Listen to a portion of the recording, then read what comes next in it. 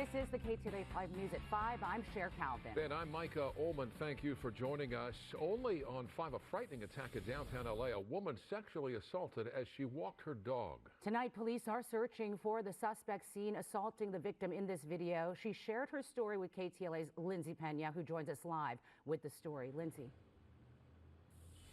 Yeah, Sharon, Micah, that victim says things took a turn so quickly that morning. She says she wants to share her story in hopes of preventing the same thing from happening to someone else, because as you both mentioned, that suspect is still on the loose. We do want to warn you that the video you're about to see may be disturbing to some. It was early on a Saturday morning back on November 8th in front of a high-rise building right across from the convention center in downtown LA when a woman walking her dog was brutally attacked. Before I knew it, he grabbed me and I was not able to get away. That's Tara. She asked us to disguise her identity for her safety, but shared the surveillance video of what she says were some of the most terrifying moments of her life. Pushed me up against the glass, grabbed the back of my neck and my crotch area, and I was screaming for help. Tara remembers the man being very strong, not saying anything, just making noises. At one point, she manages to break free. And when I finally kind of did, then that's when he hit me and tackled me to the ground. They tumble out of view, and that's when she says her cries for help were finally answered by a man down the sidewalk who jumped into action. He was kind of on top of the guy, and he was just hitting him in the head over and over and over. Tara says her attacker finally got up and just walked off down the street as if nothing happened. Still stunned, she called police, but by the time they arrived, the man in the video was long gone. LAPD says it's an ongoing sexual battery investigation and believe the man is homeless, but they haven't made any arrests. Nothing, yeah, so he's probably still out on the streets. It's scary to think that, yeah, he's still out there. Tara says the incident has forever changed her. Well, now I am no longer outside by myself when there is nobody around. I always carry mace. I have a stun gun. You just have to be prepared, and I'm constantly looking over my shoulder. And wants to share her story in hopes of warning others to always be on guard.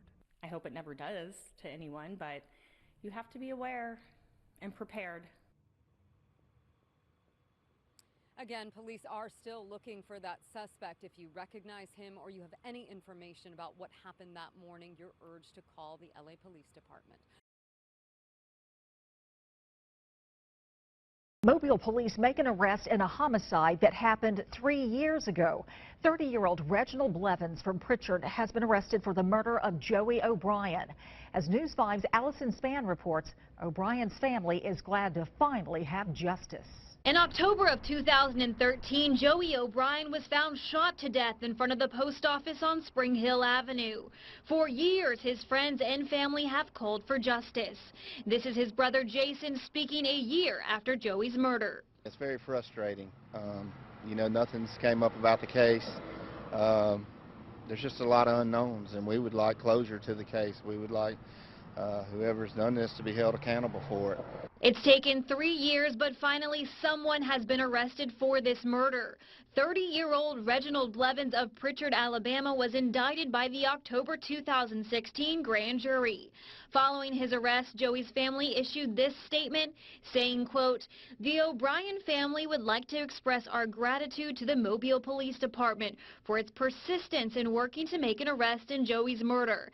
It has been 3 years since we received the tragic news, and we are grateful for those who have surrounded us with love and prayers," end quote. Detective Nick Crepeau says a lot went into the arrest of Blevins. He was a focus of the investigation early on, and you know, so he was always kind of there, and just as the investigation continued, more information and evidence was collected against him.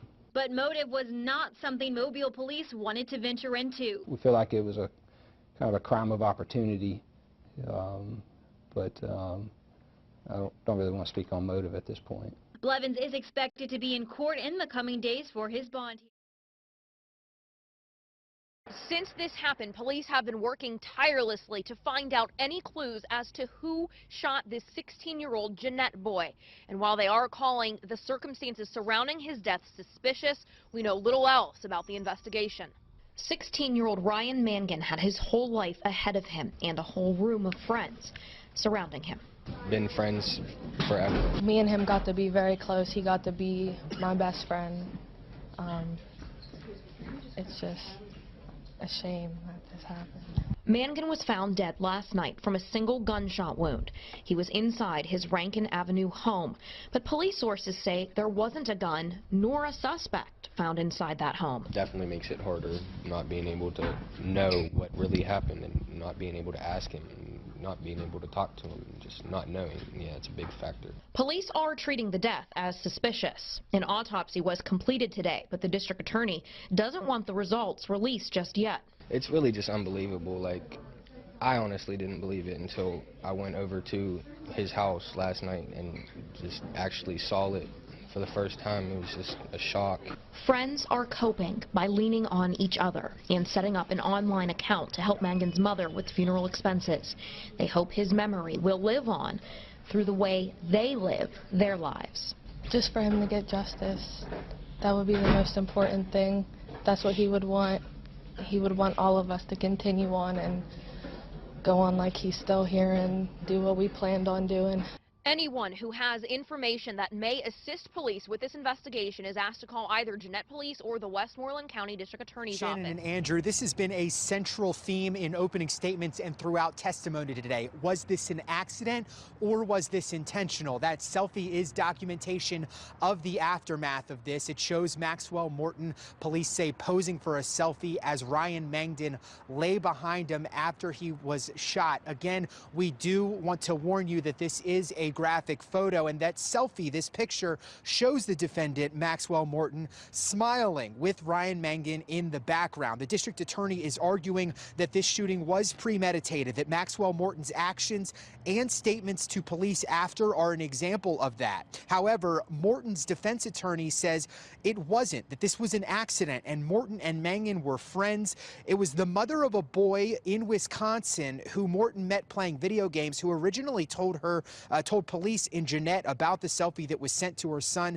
That led police to Morton's house, and he was able to tell police what happened and where the gun used was. Morton originally told police he and Mangan were playing around with the gun and that he wanted to take a picture looking down the barrel. That's when he shot Mangan. Again, whether it was an accident or intentional is the key part of this case. The lead detective says when he interviewed Morton in the presence of his parents right after the search and right before he was arrested, the detective said that Morton had a little smirk on his face and said that he didn't really care either. However, we learned that that conversation was not recorded and that several detectives, though, reported hearing him say that Morton originally did tell police also that this was accidental. So conflicting elements coming out in court today, something that the defense attorney will certainly talk about as he begins to present his case here in the coming days. Guilty of capital murder. That's the verdict for a man accused of setting a store clerk on fire. 76-year-old Nancy Harris had burns over half her body and died from her injuries a few days after the attack. Now Matthew Lee Johnson is waiting for sentencing. He could face the death penalty. NBC5's Lindsay Wilcox is live at the courthouse. And Lindsay, this was an incredibly emotional day, wasn't it?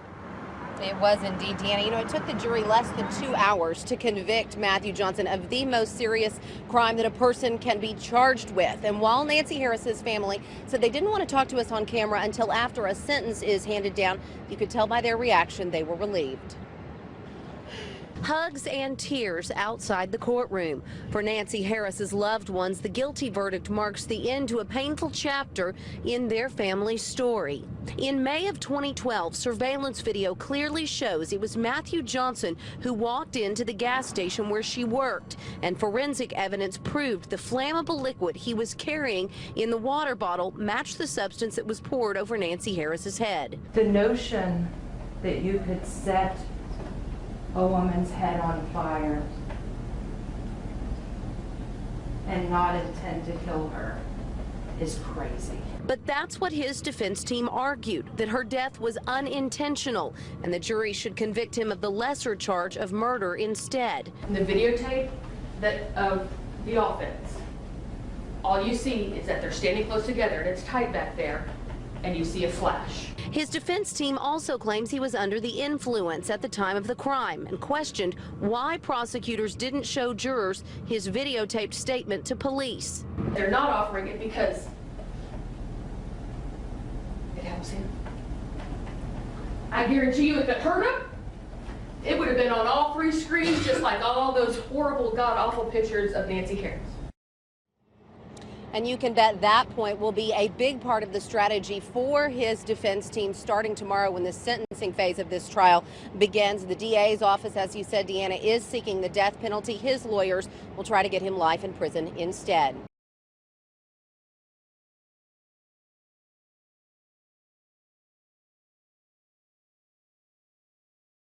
High school student in Newport has been arrested and charged with assaulting a fellow student with special needs inside the school's locker room. New tonight, we're hearing how one school committee member plans to address the issue and how the district is handling this. Our Lauren Brill has the details. Well, Newport Superintendent of Schools immediately canceled the rest of Rogers' football season after this incident. Meanwhile, Vice Chair of the school committee, Rebecca Bolin, is looking into training for students to make sure this doesn't happen again. Newport police arresting a Rogers High School student for allegedly assaulting another student with special needs. Officials tell us a video started circulating showing the disturbing incident taking place in the men's locker room at the high school. The 16-year-old boy they say is responsible was charged with 2 counts of assault on persons with severe impairments. Meanwhile, the community is outraged. Disgust. It's appalling that it happened in our school. In a letter to parents, Superintendent Colleen Burns-Germain says it's come to her attention that before football games, a practice that includes roughhousing and players hitting each other takes place. And this time, it was taken to an extreme level. She also noted that other players did not intervene or tell an adult. Newport School Committee Chair Rebecca Bolin says this behavior is unacceptable. I expected a lot more out of our students, and I believe that it really shows the fact that there were so many young people standing around watching it and not reacting the way they should have, that something has to get done. Bolin wants to use this as a teaching moment for students and is looking into a new program to implement in the district, showing them how to respond in a situation like this. Either getting help or getting involved, you know, just for someone to say, hey, not appropriate, stop, you know, to go to the victim's, you know, side and stand up for them. The superintendent says those students involved will face disciplinary action following district policies, and Newport police say this incident is still under investigation. What we do know tonight is that a Rogers High School football player is facing charges after police say he attacked a special needs student, and that led to another discovery which canceled the high school football season. Tonight, team's Mike Cerullo is right across the studio.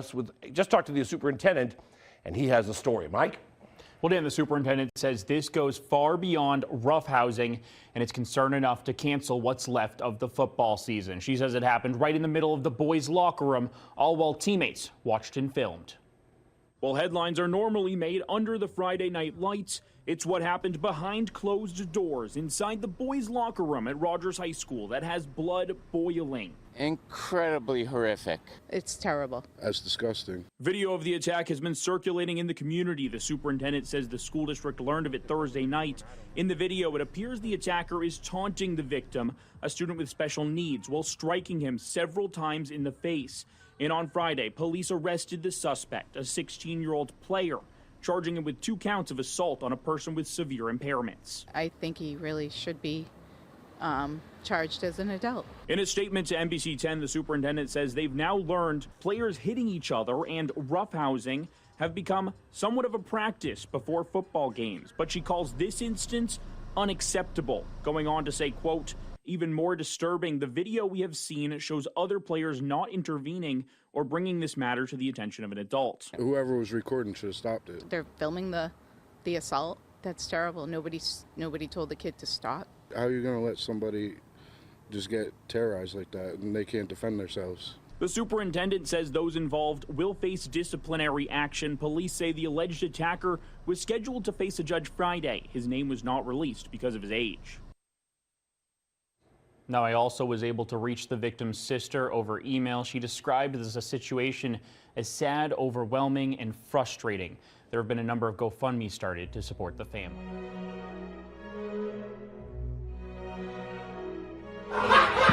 Okay, Dad. Say you're sorry, I'm so sorry. I'm so sorry, Dad. No, I said sorry, so sorry. So sorry.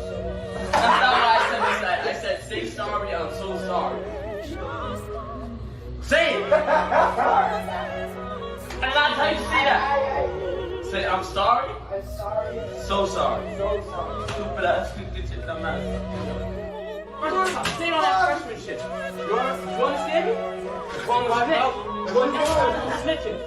You understand? Yeah, that was only 6. Stand up. That was 5. Stand up. 6. I don't know. Shut up. You won't? Stop saying that. That's only 7? Are you done? Forever? You're not gonna do none of that sleepy shit no more, right? Don't ever do that shit again. Outrage tonight after a judge decides to clean the slate for the accused mastermind behind a young father's murder. That man, Joseph Angelo, was just 24 years old when he was found on his front porch with nearly 40 gunshot wounds to his body. Tonight, his alleged killer could be a free man in just a few years' time. News 4's Peyton Yeager talked to Angelo's family today, and Peyton, they say they are just blindsided by this. Julian, the victim's family even moving after the murder. They tell me they can't be near the place where Joseph lost his life. And now in a different city, they say they feel completely hopeless. We have no faith in the justice system there. So much so, the still grieving family picked up their lives in Guthrie and moved 1,000 miles away. Our system's a joke. It's a joke. But Friday morning, Michael Angelo says he can't escape the pain, learning Friday his brother's alleged killer, Reggie Smith, will soon be free. There's absolutely no reason that this man should be having a plea deal. Spring of 2017, 24-year-old Joseph Angelo, father of a 1-year-old, gunned down on his Guthrie front porch, sprayed with nearly 40 bullets. Police say a group was out for revenge after someone tried to steal marijuana from Reggie Smith earlier that day. A witness adding Smith was extremely angry and he wanted to find the gangbangers. Smith and 3 others eventually caught and booked for murder. The evidence can be right in front of them and they're going to make whatever decision that they want to. But it's evidence a Logan County jury couldn't prove in Smith's trial, coming to a deadlock. So Friday, Smith made a deal with the judge. His murder charge wiped clean in exchange for a different charge, assault with a dangerous weapon.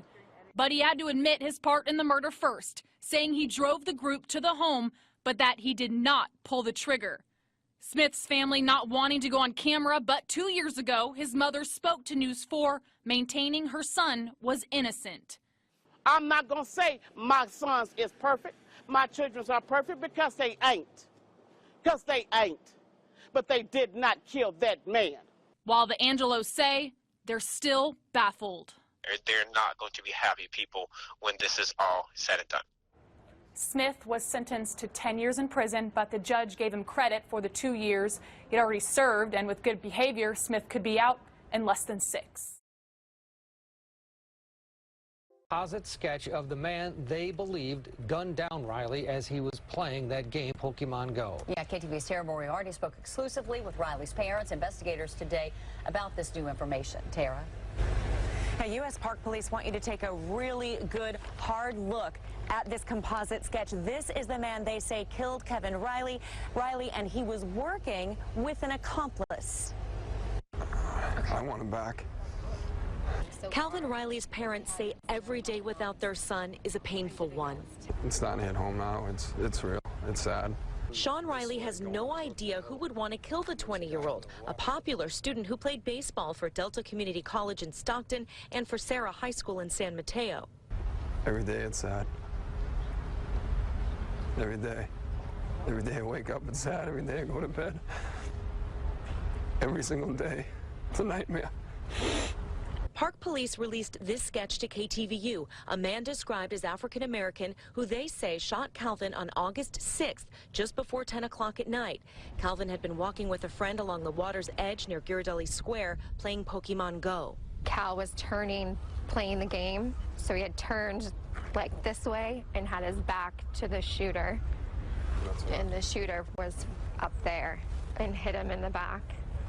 Investigators showed us a surveillance snapshot of the getaway car, which they say was driven by a white woman with blonde hair. It is a white four-door Toyota Avalon that would have been traveling up and down Van Ness Avenue in the area of Aquatic Park. Detectives say between 9 and 10 p.m., the Toyota was trolling a section of Van Ness that dead ends into the water. It's a model car built between 2013 and 2015. Yeah, it's hard. The Rileys have two other children who are struggling with Calvin's killing. The family used to walk here together before Calvin was murdered. I know that my son felt safe here. He felt safe, and he was just walking with his friend playing a game and was shot in the back for no reason. The Rileys are begging anyone who saw something that night to come forward. I pray to all mothers and of sons and just to anybody that's heard anything. Now, catching the killer obviously won't bring Calvin back, but it will give this family the closure it desperately wants. So again, this is the composite sketch, and we will also be posting the Park Police tip line number on our KTVU website if you have any information about this case. $50,000 reward is now being offered by the family of a college baseball player who was shot and killed in San Francisco's Aquatic Park 6 months ago. Calvin Riley was shot in the back while playing Pokemon Go. His killer has never been found. KTVU's Tara Moriarty tells us that Riley's father today announced the reward during a candlelight vigil in San Mateo. The lives Cal impacted and the legacy he left goes far beyond the Sarah community. An emotionally charged vigil for the former high school teammates and family of 20-year-old Calvin Riley. In my pondering and fears, in my joy and in my tears. About 200 people came together in San Mateo's Central Park to honor the college ball player. He was shot in the back August 6th, shortly before 10 p.m., while playing Pokemon Go along San Francisco's Aquatic Park near Ghirardelli Square. Your son was a hero to so many of us. Calvin Michael Riley was the older brother that I never had. Friends say Calvin was a mentor to many of the younger players on the Junipero-Serra baseball team where he attended high school. Investigators believe his killing was random. I never saw him yell or get mad at anyone. He was the nicest kid in the world. I will forever smile for CR9. I love you, Cal, and I miss you. The Riley family tonight announced a $50,000 reward for any information leading to a conviction. Losing my best friend, my buddy, my boy. I just can't say it enough. I miss him. I'd do anything to bring him back. I need someone to come forward. I'm begging someone to come forward. Someone has to know something. We're exhausting is every lead that we can get our hands on. U.S. Park Police released this sketch of a possible suspect, an African-American or Latino male in his 20s to 30s. They've identified two vehicles of interest, a 2013 to 2014 white Hyundai Sonata driven by a white female with blonde hair, and a dark-colored car, unknown make and model. No one will ever wear number 9 again. Sarah High retired Calvin's jersey number. Calvin's dream was to someday play professional baseball. With every rep we take in the weight room, or every swing we take in the cage, or every ground ball we take on the field, or every smile we make, we do it for Cal. Calvin's family hopes the reward money shines a new light on the case so they can finally get justice for their son. Thank you. In San Mateo, Tara Moriarty, KTVU, Fox 2 News. Breaking news at 11. A man suspected in several stabbing attacks is now behind bars. Police say this man, Melvin Banks, attacked a store clerk on Saturday night and then killed a man who was walking nearby. The next night, police say Banks stabbed a third person. Each attack happened along Lincoln Avenue in the city's Lincoln-Leamington neighborhood. Tonight, the family of the man who was killed spoke with our Jennifer Barrasso. She is live with that story tonight. Jen. Well, Kim, that family is obviously distraught. We are learning more about Melvin Banks and the criminal complaint. And the bottom line, he told police that he was getting mental health care and that he was on antipsychotic meds and that he did have an altercation at the market over cigarettes. He said that at one point he pulled out a knife.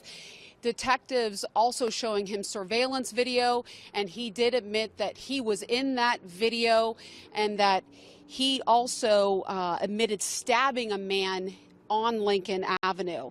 Now, we did talk to the mother of a man who was stabbed to death. She said her son was in the wrong place at the wrong time.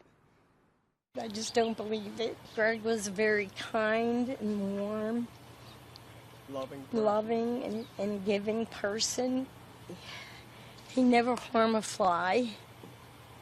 He'd do anything for you. Christine Walker is still in shock after her 37-year-old son, Greg, was stabbed to death by a stranger, a man who police say is connected to 2 other stabbings in the Lincoln-Leamington area this weekend.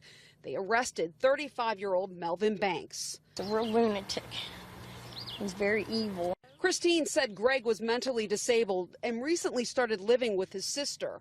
The night he was stabbed, he left the house looking for cigarette butts. The family says he had no money, only a cell phone with him. He was just wandering up like he always does. But Greg never made it home. Her son, police say, stabbed several times near the intersection of Lincoln and Wiltsey Street, where police say he died. I don't know why this guy would just come up to him and stab him in the face. Oh, this makes me sick. Now, all she can do is hope for justice for Greg. I just love him and I miss him. And I hope he's with my mom and his dad. And God is holding him right now. And tonight, Banks is locked up in the Allegheny County Jail.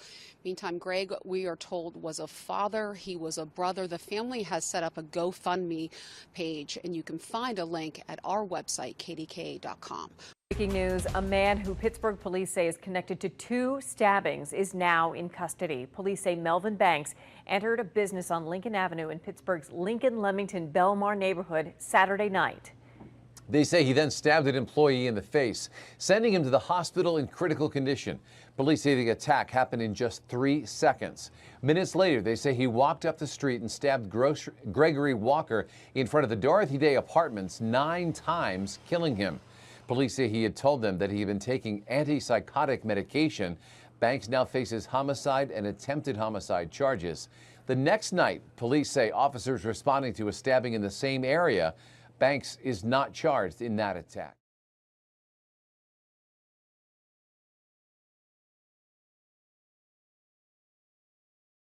This video may be disturbing to some. You can see the moment the player wearing number 73, who plays for Kalamazoo Central, jumps on the Lakeshore player. The video was taken by Mims, recounting her reaction after seeing her son was injured. First was like, is that my son? And as soon as it clicked that it was, I couldn't be stopped. I had to go down there. I've never felt anything like it. I've never been as upset or shaken up as I was over something for my son. Her son was brought to the hospital where they found he has a broken spine in 2 places. He was released from the hospital and is now recovering at home. He's out at least for this season. We don't know if he's going to be able to play again. He should and will make a full recovery. While the varsity teams are scheduled to face off again tonight, Mims wants to raise awareness for potential dangerous plays. Boys are high school boys. They're 15 years old. The game means a lot to them. It's their whole life right now. They're there from before I get up to go to work in the morning till after dinner, putting in the work. And for somebody to try to take that from somebody doing so much is awful for me to see. I reached out to the Michigan High School Athletic Association regarding any potential disciplinary action against the student. Communications director sharing, quote, "We are aware of the situation you're describing. We talked to both schools and they are resolving this issue internally." Also reaching out to both schools while we are still waiting for comment from Kalamazoo Central. Lakeshore school leaders responded, "We can't share any information at this time other than that we are working with the other school about this situation." That's my rally.